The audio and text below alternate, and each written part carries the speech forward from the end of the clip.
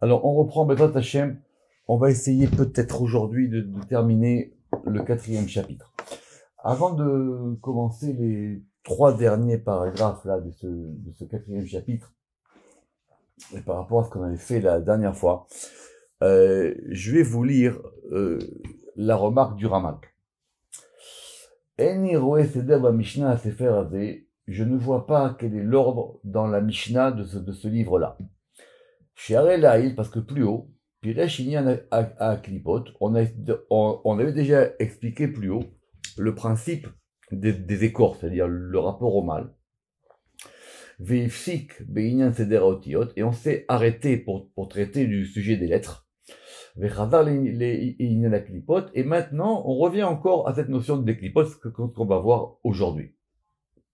Et là, chez Kavano, maintenant, il dit, donc il est possible que ce livre veut, les Hatzniya Achorma, il veut donc cacher la sagesse. Évidemment, vous avez compris que les Hatzniya, ça vient de Tzniuta, que c'est le nom du livre, ou Paskou Alachot, et que il a donc coupé les choses, Vesamchou ala mechaber yichaber ha'inyanim b'sichlo, et que comme si l'auteur il avait associé des sujets dans son esprit.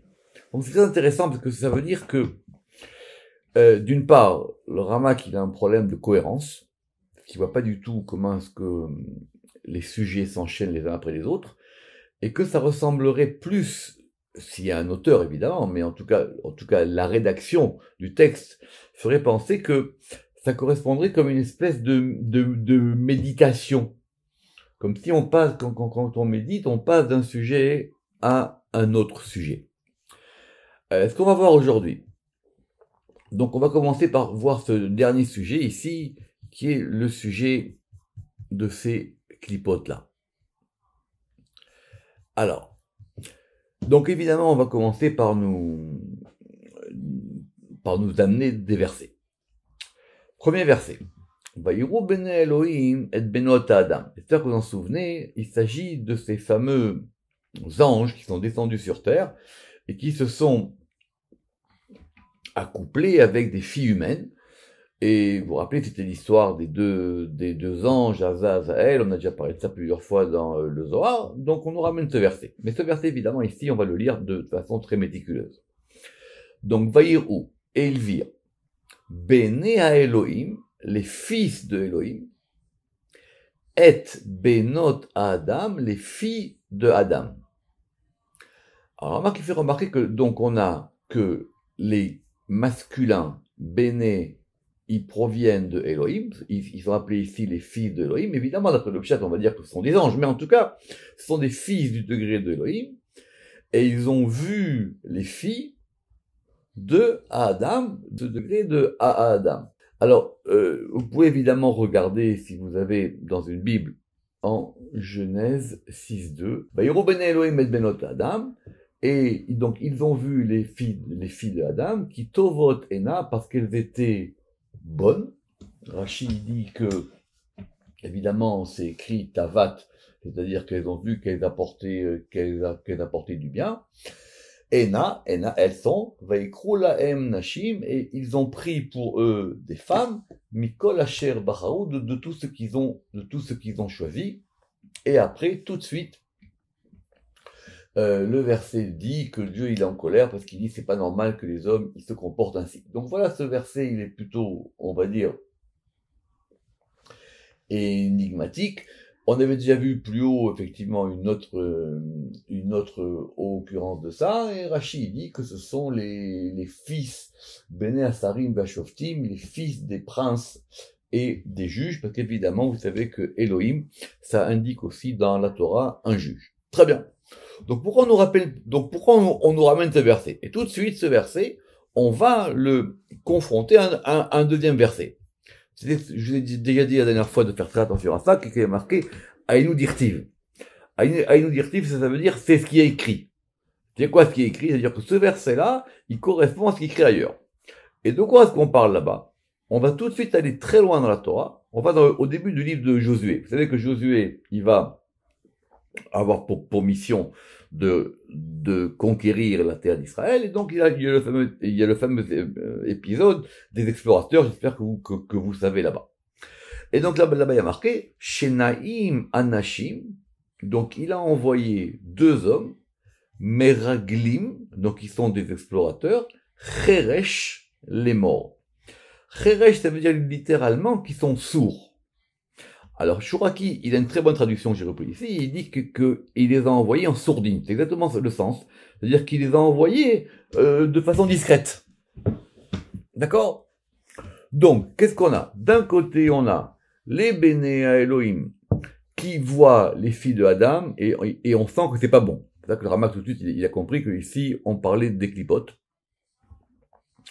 Et il dit ça correspond à ces 2 hommes qui sont des Meraglim, qui sont donc des explorateurs, Cheresh les morts, et qui eux viennent de façon discrète, on peut même dire sournoise, mais j'aime bien le sourdine de Shuraki. Alors, Maï Benot Adam. Donc tout de suite, c'est quoi ces Benot Adam? C'est quoi ces fameuses filles de Adam? Alors, le Ramak, il est très subtil, parce qu'il dit que Elohim, vous savez que Elohim, en général, c'est le degré de la malchut, c'est le degré du féminin. Donc, il dit que pour les garçons, ce sont des garçons, des fils du degré d'Elohim, et pour les filles, ce sont les filles du degré de Adam. Et Adam, c'est un masculin. Donc, Maï Benot Adam, et c'est quoi ces Benot Adam? Et tout de suite, on va aller encore plus loin. On va aller maintenant dans le fameux jugement du roi Salomon. Vous vous rappelez le jugement du roi Salomon avec les 2 femmes qui sont venues le voir? Et ils ont dit, c'est mon fils et c'est mon fils. Vous vous rappelez cette histoire très bien, qu'il a dit, si chacune dit que c'est son fils, on va le couper en 2. Et, bon, toute une histoire compliquée, on voit pas quelle est précisément, on voit pas quelle est précisément la chorma de Salomon. On va dire, si on dit que Salomon c'est le plus grand de tous les sages, c'est pas une grande sagesse de dire on coupe le bébé en 2. Donc qu'est-ce qu'il a voulu dire? Donc c'est un grand sujet dans le Midrash. Et donc ce verset, il dit là-bas, Az, alors, Tavona sont venus, ou alors vinrent, 2 Shtaim Nashim, donc on a encore ici 2, c'est 2 femmes, donc on avait plus haut 2 hommes, Shnaim Anashim, qui sont les explorateurs, et maintenant on a que ces Benot Adam, ils correspondent à ces 2 femmes, Zonot, ce sont des prostituées, El Ameler, et elles sont venues vers le roi. Très bien. Comment on se débrouille avec ça? C'est toute la question. Et c'est là qu'effectivement on est obligé de faire appel à notre interprétation. Alors, d'après les gens qui étudient ça, hein, d'après le Harizal, la force de l'interprétation l'organique, c'est que du coup, on voit mieux la cohérence. Je viens de vous montrer que le Ramak, il a un problème de cohérence. Il dit, je vois pas de quoi on parle. Alors, il a compris le Ramak qu'on nous parle de choses pas bonnes. Et on nous parle maintenant de degrés inférieurs qui sont des degrés du côté de la Klippa.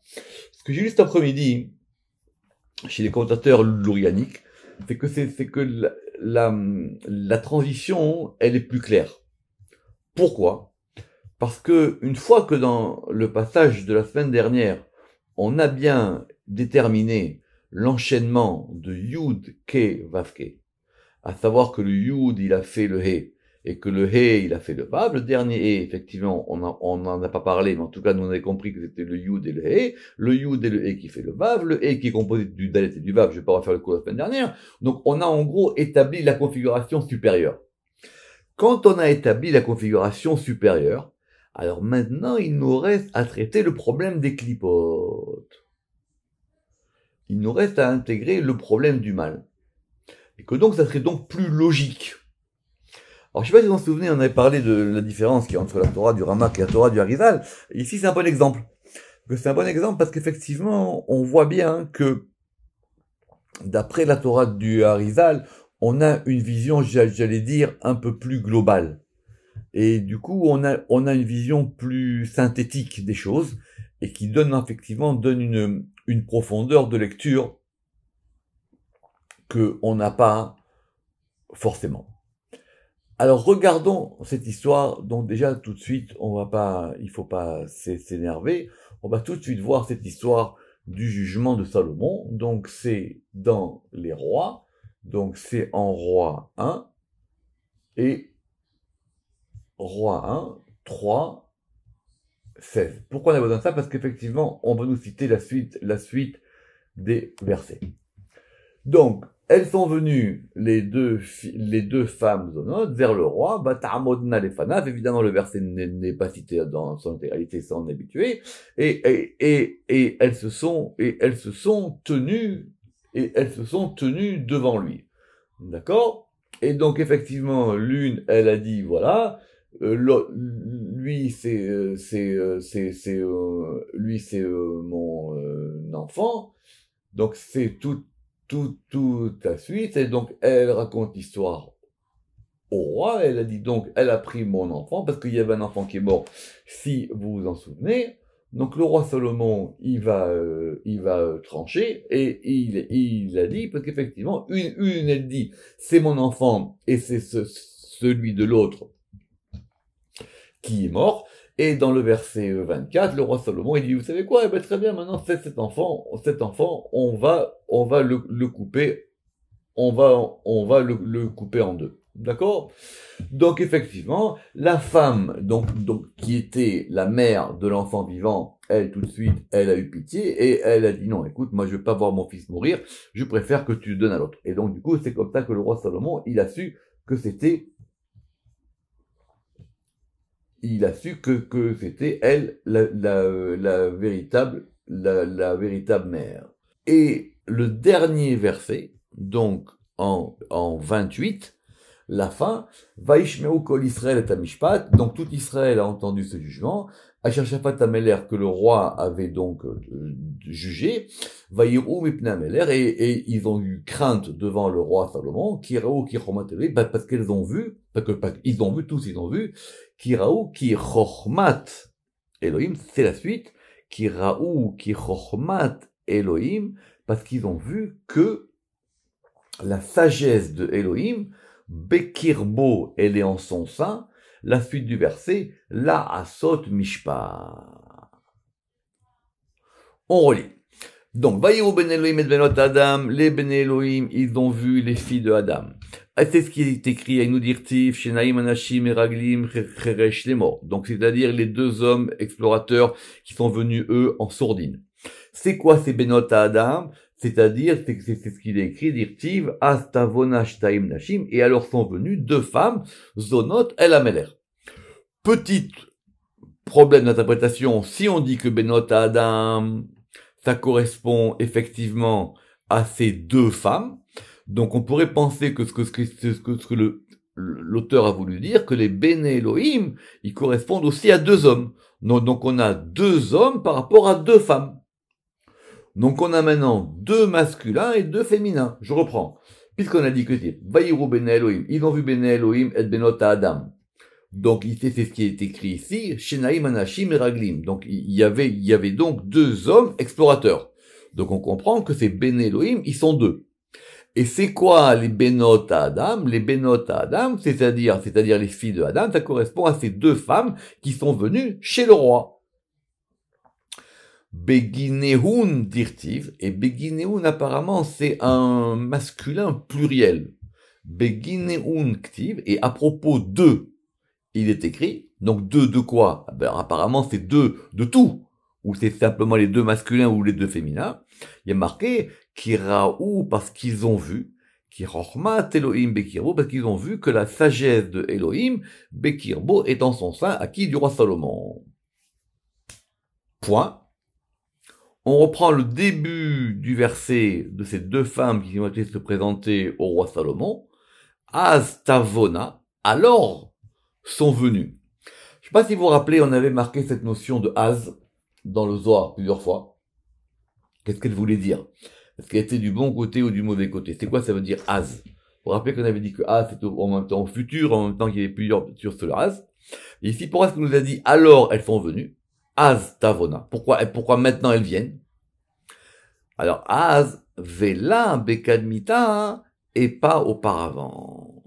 voilà où on en est. Évidemment, les commentateurs, ils expliquent ici que ça, ce sont maintenant les forces du mal, que les forces du mal sont du côté du bien, du côté masculin, elles sont du côté masculin et elles sont du côté féminin, et que ces forces-là, qui sont maintenant dans les mondes inférieurs, qui sont les mondes qui vont découler de ce qu'on a vu la dernière fois, à savoir de ces 3 lettres là-bas qui se sont formées, Yud, Kevav, donc maintenant, vont commencer à se faire dans les degrés inférieurs des éléments du côté des clipodes et qui vont marcher aussi en masculin et féminin, 2 par 2. Comment on comprend tout ça?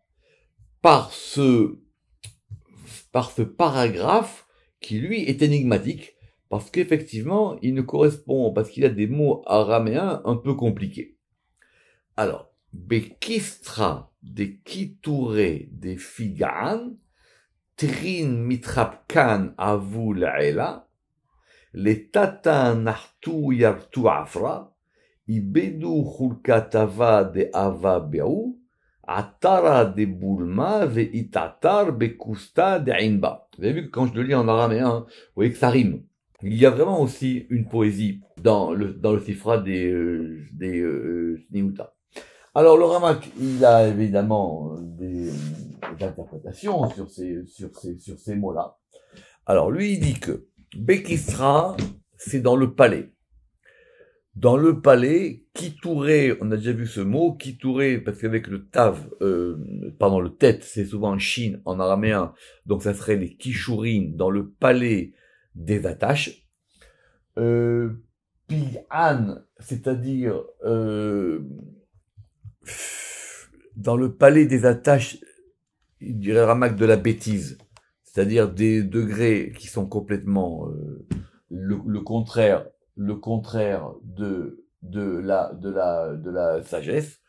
Donc il y a un palais où on attache tous ces degrés, c'est pas la bêtise plutôt, de la sottise, ouais, c'est mieux. Si on veut que ce soit le contraire de la chorma. Là-bas, qu'est-ce qui se passe? Il y a 2 trines, mithabkan, qui s'enlaçaient à vous, c'est-à-dire au passé, ils s'enlaçaient en haut. 2 s'enlaçaient en haut. Donc il y a un palais où apparemment là-bas, c'est là-bas que se concoctent, si je peux dire, les mauvaises choses. Et il y avait 2 qui se sont enlacés de ce point de vue-là, c'est-à-dire que ça vient du palais. Les tatas, donc en bas, donc il y avait en haut, maintenant ils sont en bas, Nartou, ils descendirent, Yartu Afra, et ils ont hérité de la poussière. Autrement dit, ils ont hérité du degré de la poussière, c'est-à-dire effectivement ce degré de la poussière qui est tout à fait le côté qui est de l'autre côté. Alors Rama qui dit qu'évidemment la poussière, ça indique ce degré-là des mauvaises choses et de ce qu'on fait là les béné Elohim, et il dit que ça s'adresse pas à tout le monde. Très intéressant parce qu'il dit là-bas, il dit She'arei acherim yardu ve'lo yarshu afar, mais que certains d'autres sont descendus et ils n'ont pas hérité de cette poussière. Et qui sont-ils? Hanoch et Eliaou. Hanoch et Eliaou, vous vous rappelez qui c'était? Hanoch et Eliaou, ce sont les 2 qui sont montés humains, qui sont devenus des anges. On a vu, vous vous rappelez qu'on a vu ça dans Shara et Chalot. Et d'ailleurs, c'est intéressant de savoir pourquoi est-ce que le Ramak il avait ramené ça dans Shara et Chalot. C'était quoi le rapport de ça avec les palais? Et apparemment, et ici, il dit que d'autres, ils sont descendus. Mais avant de descendre, ils sont montés, si j'ai bien compris. Donc apparemment, on parle ici de quelque chose dans les palais qui fait qu'il y a des degrés d'en haut qui peuvent descendre sans être affectés. C'est ça l'histoire de ces béné à Elohim. En fait, c'est ça qu'on veut le dire. Que ces béné à Elohim, c'est quoi? Ils étaient en haut et ils sont descendus en bas. En descendant en bas, ils ont fait des bêtises. Donc c'est ça qu'on veut dire ici que Yartu Afra. Et la preuve, la suite, Ibedou, ils ont perdu. Ils ont perdu la bonne part qu'il y avait en eux. Donc ils ont perdu leur bon côté. Dernière phrase. Atara des Boulma. Alors, la couronne des Boulma et la couronne de Boulma. Alors, Makili, c'est quoi ce mot de Boulma? euh, il dit que ça correspond comme de la soie. C'est quelque chose qui serait une espèce d'habit d'apparat ou un habit autrement dit, on pourrait presque dire la couronne ou l'apparat de prestige. On pourrait presque dire comme ça. L'apparat de prestige, ve'itata, et il s'est couronné, bekusta d'Ainba, là effectivement il donne des preuves par rapport à des mots araméens, et il s'est couronné, bekusta d'Ainva, dans la lie du raisin. Donc l'image est claire. Donc ils avaient un degré en haut, ils perdirent, d'ailleurs même, il faut même pas mettre de virgule, ils perdirent la bonne part qui est en eux, virgule, la couronne de prestige, il faut le mettre en apposition, c'est ça, et il s'est couronné dans l'île du raisin. Le seul problème, effectivement, d'un point de vue grammatical, c'est que ibdou, c'est un pluriel, ibdou, des ava, béou, ça peut être aussi un pluriel, mais maintenant, ici, le itatar, ça c'est clair que c'est un singulier. Donc, on aurait attendu qu'il y ait aussi un pluriel, qu'ils se disent maintenant, ils se sont couronnés dans l'île du raisin. Bref, en tout cas, il y avait des degrés en haut, qui étaient des degrés de pureté, qui sont descendus en bas dans les mondes inférieurs, et ces degrés qui étaient en bas dans les mondes inférieurs, ils ont donc donné aux forces du mal. Et ces forces du mal, ici, on les comprend par allusion dans ces versets qu'on nous cite ici, parce qu'a priori, les deux explorateurs que on va regarder, mais a priori, quand on regarde dans le chat, les deux explorateurs, Josué 2.1, les deux explorateurs qu'il y a marqué là-bas, on n'a pas l'impression que ce sont des gens mauvais. Yoshua bin Nun, le verset dit que Yoshua bin Nun, il a envoyé du Shittim, Shtaim Anashim Meraglim, il a envoyé envoyé des gens explorateurs, à tel point que le Radak sur place, il dit justement que ce sont des gens bien, à contrario des explorateurs que Moshe a envoyés, qui eux étaient des gens pas très bien. D'ailleurs, on sait comment la chose, elle a fini là-bas à propos d'explorateurs. Mais ici, c'est bizarre. Apparemment, ici, on nous dit que ce inyan-là, c'est-à-dire de ces gens, en fin de compte, c'est quoi l'explorateur? En fin de compte, c'est-à-dire qui descendent. D'ailleurs, si vous vous rappelez là-bas, ils vont pas arriver ça va être l'histoire de la prise de Jéricho. Donc, ils vont descendre dans des degrés de clipa, puisque là-bas aussi, c'était la dame chez qui ils ont atterri, elle était pas forcément bien qu'après, effectivement, elles sont passées du bon côté. Donc il faut comprendre maintenant comment est-ce qu'on a mis ces éléments de verset par rapport à ces degrés de bien et de mal, qu'on comprend qu'il y a un masculin, qu'il y a un féminin, et qu'on comprend maintenant comment ça s'est joué dans le féminin du temps du roi Salomon. Alors pourquoi on nous parle du roi Salomon? Alors le roi Salomon, c'est le Rama qui le dit ailleurs, mais j'ai vu aussi dans le commentateur, rappelez-vous que le roi Salomon, c'est lui qui était qui a le plus grand degré de sagesse. Le roi Salomon, c'est lui, vous vous rappelez qu'on a marqué que du temps du roi Salomon, la lune, elle était réparée. C'était comme si quelque part, il y avait tout le temps une lune pleine. Donc le roi Salomon, c'est lui qui a arrangé tout. La preuve, c'est que c'est lui qui a construit le Beth Amikdash. Et que lui qui a arrangé tout ça, c'est à lui maintenant de réparer ce degré des forces du mal du côté féminin. Et c'est pour ça qu'elles viennent le voir à lui. C'est pour ça que ici le Zohar, il a dit que Astavona, alors elles sont venues. C'est-à-dire quoi? Alors elles sont venues. Elles sont venues parce que c'était le bon moment pour qu'elles viennent. Elles ont voulu effectivement quelque part. être arrangé ou testé, ou en tout cas essayer de faire une brèche dans l'œuvre du roi Salomon. Et comme le roi Salomon, il a bien effectivement géré, si on peut dire, cette affaire avec sagesse, c'est pour ça qu'il est marqué Astavona, Vela Bekadmita. Elles sont venues là maintenant, mais pas auparavant. Astavona, Vela Bekadmita. Et là, on a vu Kiraou Chochmat Elohim, parce que là, à ce moment-là, on a vu ce degré de, on a vu ce degré de Chochmat Elohim. Alors évidemment, ça vous échappe pas que on avait déjà employé le degré de Elohim plus haut, effectivement. Ça ne vous échappe pas non plus que on n'a pas parlé de ce degré de Cheresh. Pourquoi est-ce qu'ils viennent en sourdine? Alors, le dernier paragraphe, lui, est beaucoup plus clair. Pourquoi? Parce que ce degré de ce passage-là, on le retrouve dans d'autres passages du Zohar. Et notamment dans Parashat Béchalar. Où on va maintenant avant l'ouverture de la mer Rouge. Donc l'ouverture de la mer Rouge, donc les Bnei Israël, ils sont coincés, vous vous rappelez, ils ont d'un côté la mer, ils ont de l'autre côté les Égyptiens qui les poursuivent. Moïse, il sait pas quoi faire. Yomer Hashem el Moshe, ma titzak elai. Et ça c'est marqué dans le Zohar en toutes lettres. Donc Hashem, il a dit à Moshe, ma, quoi, titzak elai, quoi, maintenant tu cries vers moi. D'accord? Et il dit quoi là-bas? Il dit justement, arrête de crier vers moi, maintenant vous allez commencer à voyager.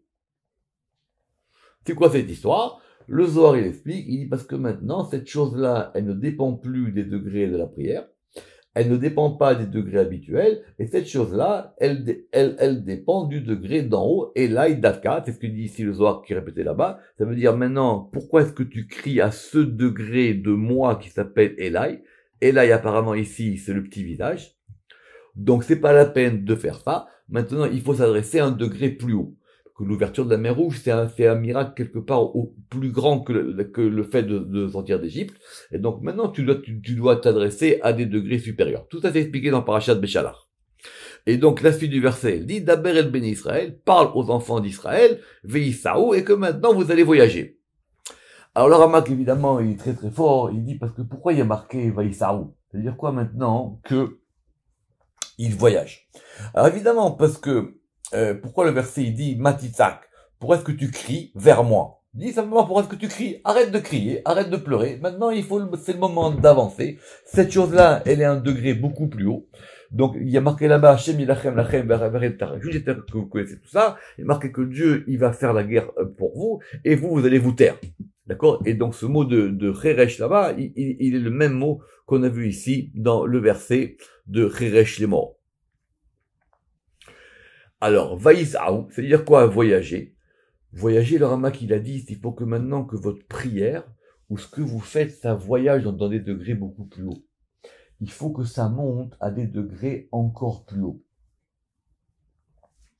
C'est-à-dire que aller à un degré encore plus haut.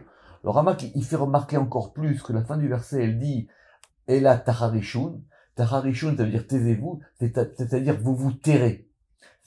C'est pas taisez-vous maintenant. C'est-à-dire vous vous tairez quand vous verrez maintenant ce qui va se passer dans ce miracle de la mer Rouge. Vous savez que ce miracle de la mer Rouge, d'après le soir là-bas, c'est ce degré de Keter, c'est ce degré qui est encore plus haut.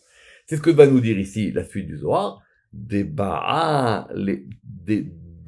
Bemazla Avatale. Donc Vaïsaou Daika, c'est-à-dire effectivement il faut maintenant ce degré de voyage pour monter à des degrés encore plus hauts. Bemazala Avatale. Et cette chose-là, elle dépendait du mazal. Évidemment, le mazal, c'est quoi? Le mazal, c'est l'écoulement. C'est l'écoulement de quoi? C'est l'écoulement de la barbe, qu'on a vu plus haut. Des Ba'a les Okir Dikne, parce qu'il faut, parce qu'il faut honorer. Dikne, d'ailleurs, même, ça dépend qu'on s'écrit, si c'est écrit Dikne comme ça, il faut honorer sa barbe. Il faut honorer la barbe. Le Ramak, il y a une question, il dit, mais on a vu deux barbes, si vous en souvenez. Vous vous rappelez qu'on a vu la barbe d'en haut et la barbe d'en bas, la barbe avec 9 points et la barbe avec 13 points. Il dit, a priori, ici, évidemment, c'est clair que c'est clair que c'est ce degré de la barbe d'en haut. Pourquoi est-ce qu'on n'est pas choqué de ce passage d'ici qui dit qu'il y a des degrés supérieurs et qu'il vient tout de suite après le passage des clipotes? C'est très clair. Même le Ramak sur ça est d'accord. Il dit qu'effectivement le fait que maintenant, pour pouvoir terminer le chapitre, on remonte au degré supérieur, et ces degrés supérieurs, effectivement, ce sont eux qui dirigent tout. Et on va terminer par un verset qui est à la suite. Ve'ayashar be'enav ta'ase. Et ce qui est droit à ses yeux, tu feras. Ve'azanta le mitzvotav. Et tu écouteras ses commandements. Ve'shamarta kol chukav. Et tu observeras tous ses décrets. Kol mahala. Et toute la maladie. Asher samti bemitzraim que j'ai mise en Égypte, lo asim alecha, je ne la mettrai pas sur toi, qui ani Hachem, parce que je suis Hachem rofeecha, je suis Hachem, ton guérisseur, ou ton médecin.